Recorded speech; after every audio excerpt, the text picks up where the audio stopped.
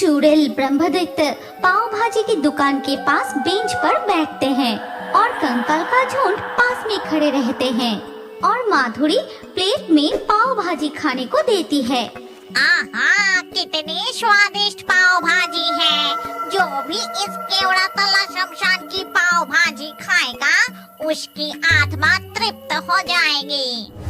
जहाँ दिन के उजाले में भी गांव वाले जाने से डरते थे, वही यानी केवड़ा तला के शमशान के बिल्कुल पास एक छोटी सी पाव भाजी की दुकान थी। दिन में वो दुकान बंद रहती थी। शमशान में ये पाव भाजी की दुकान खुलता था ठीक रात 11 बजे के बाद। मेरी सब्जी तैयार है, चलो अब हम जल्दी शमशान चलते हैं। शायद हमारे ग्राहक इंतजार कर रहे होंगे। हाँ भाग्यवान, चलो चलो, ये ब्रेड खरीदकर लौटने में थोड़ा देर हो गई। इसके बाद दिनेश और उसकी पत्नी माधुरी आधी रात को पाव भाजी और सब्जी लेकर केवड़ा तला शमशान में पहुंचते हैं। फिर एक पेड़ के नीचे वो अपनी पाव भाजी की दुकान लगाता है। फिर गर्मा गर्म पाव भाजी और सब्जी बेचने लगता है। पाव भाजी, गरम गरम पाव भाजी, आओ आओ, पेट भर कर खा कर जाओ। ये पाव भाजी एक बार खाओगे तो मन तृप्त हो जाएगा। आओ आओ, दिनेश की स्पेशल पाव भाजी खा कर जाओ। आओ आओ, पाव भाजी के साथ मसालेदार सब्जी खा कर जाओ। बिल्कुल गर्मा गर्म पाव भाजी। ये शमशान पूरी तरह से सुनसान है। सिर्फ झिंगुर की आवाज और कुछ लोमड़ी इधर उधर चिल्ला रही है।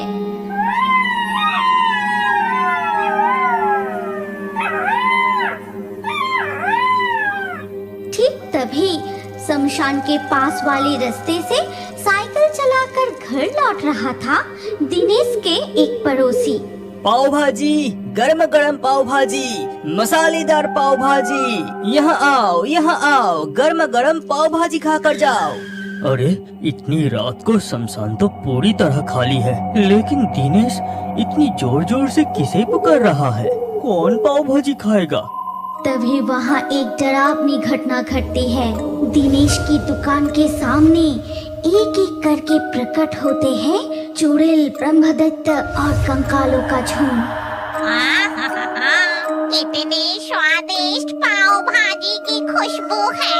दिनेश की दुकान की गर्मा गर्म पाव भाजी और सब्जी खाने के लिए मैं पूरा दिन इंतजार करती हूँ। दिनेश, जल्दी से मुझे पाव भाजी दे, मुझे बहुत जोर से भूख लगा है। हाँ, अभी देती हूँ। आप लोग बेंच पर बैठ जाइए। चुड़ैल ब्रह्मदत्त पाव भाजी की दुकान के पास बेंच पर बैठते हैं और कंकाल का झुंड पास में खड़े रहते हैं और माधुरी प्लेट में पाव भाजी खाने को देती है। आहा, कितनी स्वादिष्ट पाव भाजी है। जो भी इस केवड़ा तला शमशान की पाव भाजी खाएगा उसकी आत्मा तृप्त हो जाएगी। चुड़ैल मजे से पाव भाजी खाने लगती है और तभी ब्रह्मदत्त कहता है, दिनेश, क्या तुझे पता नहीं, मैं इस सब्जी के साथ ज्यादा ब्रेड खाता हूँ। मसालेदार पाव भाजी खाने में बड़ा मजा आता है। जल्दी से और एक ब्रेड दे। हाँ ब्रह्मदत्त जी, अभी देता हूँ। ये लीजिए। दिनेश ब्रह्मदत्त को एक पाव भाजी देता है और उस पाव भाजी को सब्जी के साथ ब्रह्मदत्त बड़े मजे से खाने लगता है। शांति, ये स्वादिष्ट पाव भाजी खाकर मेरा मन एकदम तृप्त हो गया। रुक, मैं अभी पाव भाजी के दाम देता हूँ। ये कहकर ब्रह्मदत्त अपने कमर से एक प्राचीन सोने का सिक्का निकालकर दिनेश के हाथ में देता है और ये सब कुछ छिप कर देख रहा था वो साइकिल वाला आदमी। अरे बाप रे बाप, कितनी डरावनी दृश्य है। इसका मतलब इस शमशान की भूत ही पाव भाजी खाने आते हैं। ऊपर से सोने की सिक्का भी दिया। मैं जल्दी से घर जाकर ये बात पत्नी को बताता हूँ। वो साइकिल लेकर अपने घर की ओर चला जाता है। इसके बाद सारी रात दिनेश और माधुरी शमशान के भूतों को पाव भाजी बेचते रहते हैं और भोर होने से पहले माधुरी, अब हम घर चलते हैं, सभी भूतों का पाव भाजी खाना हो चुका है, अरे कुछ ब्रेड और कुछ सब्जी बची थी, अगर ये भी बिक जाता तो बड़ा अच्छा होता। जो भी हो, चलो अब हम घर चलते हैं। ये कहकर दिनेश अपनी पाव भाजी की दुकान बंद करने ही वाला था कि तभी राम नाम सत्य है, राम नाम सत्य है, राम नाम सत्य है, राम नाम सत्य है, राम नाम सत्य है, राम नाम। कुछ लोग एक सब लेकर केवड़ातला शमशान में प्रवेश करते हैं। अरे वो देखो, कुछ लोग शमशान में सब लेकर आए हैं। थोड़ी रुक जाते हैं, बाकी पाव भाजी भी बिक जाएगी। जैसे ही सबको नीचे रखती है, अचानक तेज तूफान शुरू होता है। अरे अरे, कितनी तेज तूफान शुरू हो गई। चलो आसपास कहीं जाकर शरण लेते हैं। वो देखो, उस तरफ एक दुकान है, चलो चलो हम वहाँ जाते हैं। ठीक तभी आसमान में बिजली कड़कती है और मूसलाधार बारिश शुरू हो जाती है। कितनी जोर से बारिश शुरू हो गई। इतनी बारिश में चिता नहीं चलेगी। चल उस दुकान पर जाकर शरण लेते हैं।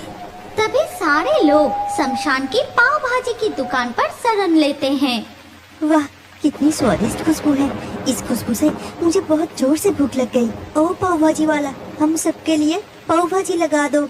हाँ हाँ, देता हूँ, अभी देता हूँ। दिनेश सब्जी के ऊपर से ढक्कन हटाते ही सब्जी और पाव भाजी की खुशबू सबकी नाक तक पहुंच जाती है और उसी पल उसके अंदर से भूत निकल आता है। इतनी स्वादिष्ट खाने की खुशबू। वो रहा, उस तरफ से ये खुशबू आ रहा है। मैं जाता हूँ। इस खुशबू से मुझे बहुत जोर से भूख लग गई। मूसलाधार बारिश में ही वो भूत दिनेश की पाव भाजी की दुकान के सामने आता है। फिर वो कहता है, तुम पाव भाजी बेच रहे हो? मुझे एक प्लेट दो, बहुत जोर से भूख लगी है। हाँ, देती हूँ, मैं अभी देती हूँ। फिर माधुरी उस भूत को पत्ते की प्लेट में पाव भाजी खाने को देती है और वो भूत मन भर कर पाव भाजी खाने लगता है। और ये देख वो सभी लोग, अरे बाप रे बाप, ये तो भूत है। भूत पाव भाजी खा रहा है। हे भगवान। अरे ये भूत तो बिल्कुल हमारी कलवा की तरह दिखता है। ये कलवा तो नहीं है। अच्छा, तुम लोग मुझे बारिश में अकेला छोड़कर यहाँ मजे से पाव भाजी खा रहे हो। तुम लोगों को हिम्मत कैसे हुई? भूत को बहुत गुस्से में देखकर माधुरी कहती है, गुस्सा मत कीजिए, हमारी पाव भाजी की दुकान सबके लिए है। भूत हमारी पाव भाजी मजे से खाते हैं और उनकी आत्मा को मुक्ति मिलती है और शमशान में आने वाले इंसान भी हमारी पाव भाजी खाते हैं। ये पाव भाजी खाकर मेरा मन बिल्कुल तृप्त हो गया। मेरे पूरे जीवन काल में ऐसी तृप्ति कभी नहीं मिली। अलविदा, अब मैं चलता हूँ। ये कहते ही वो भूत धीरे धीरे अदृश्य हो जाता है। फिर बारिश रुकने के बाद वो लोग चीता जलाकर अंतिम संस्कार करने लगते हैं। चलो, सुबह होने वाली है, अब हम घर चलते हैं। फिर माधुरी और दिनेश अपनी पाव भाजी की दुकान बंद करके अपने घर की ओर चले जाते हैं और धीरे धीरे सुबह हो जाती है। उधर दिखाई देती है उस पड़ोसी की पत्नी। उस माधुरी और दिनेश के ऊपर नजर रखनी होगी। वो कैसे इतनी स्वादिष्ट पाव भाजी बनाते हैं, हमें पता लगाना ही होगा। हाँ हाँ भाग्यवान, चलो चलो हम उनके रसोई की खिड़की से झांक कर देखते हैं वो कैसे पाव भाजी बनाते हैं। ये कहकर वो माधुरी के रसोई की खिड़की से झांक कर देखने लगते हैं। ए जी, पाव भाजी की सब्जी तैयार है। अब तुम वो स्पेशल मसाला लेकर आओ, वो सब्जी में मिलाना होगा। हाँ, अभी लेकर आता हूँ, रुक जाओ। दिनेश पास वाले कमरे में जाकर एक मसाले का डिब्बा लाता है। फिर उस डिब्बे को माधुरी के हाथ में देता है। हाँ, अब मसाले को अच्छे से मिला देती हूँ। माधुरी पाव भाजी की सब्जी में उस मसाले को मिला देती है। हाँ, अब तैयार है। और ये सब कुछ मिंटी रसोई की खिड़की से देख लेती है। फिर वो दोनों अपने घर लौट आते हैं। अच्छा, तो असली राज उस मसाले में है। हमें किसी भी हालत में वो मसाला हासिल करना ही होगा। वो तो रात को शमशान में पाव भाजी बेचने जाते हैं, तब उनका घर बिल्कुल खाली रहता है। फिर धीरे धीरे रात हो जाती है। हर रोज की तरह माधुरी और दिनेश पाव भाजी की हंडी लेकर केवड़ातला शमशान के उस पेड़ के नीचे पाव भाजी की दुकान लगाते हैं। और उधर माधुरी के घर खाली मिलते ही साधन और मिंटी माधुरी के रसोई में घुसते हैं। अरे तुम अच्छे से ढूंढो, वो मसाले का डिब्बा कहाँ है, दिखाई नहीं दे रहा। रुको, मैं पास वाले कमरे में देखता हूँ। साधन पास वाले कमरे में जाकर ढूंढने लगता है और उधर शमशान में पाव भाजी की दुकान पर भूतों की भीड़ पाव भाजी खाने लगती है। ठीक तभी मिल गया, ये रहा वो मसाले का डिब्बा।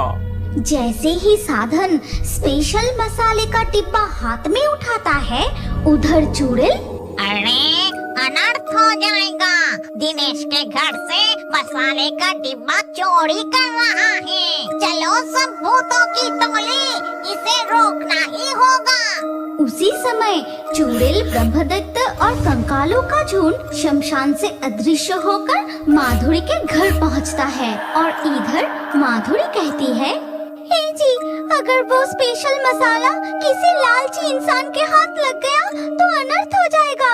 अब क्या होगा?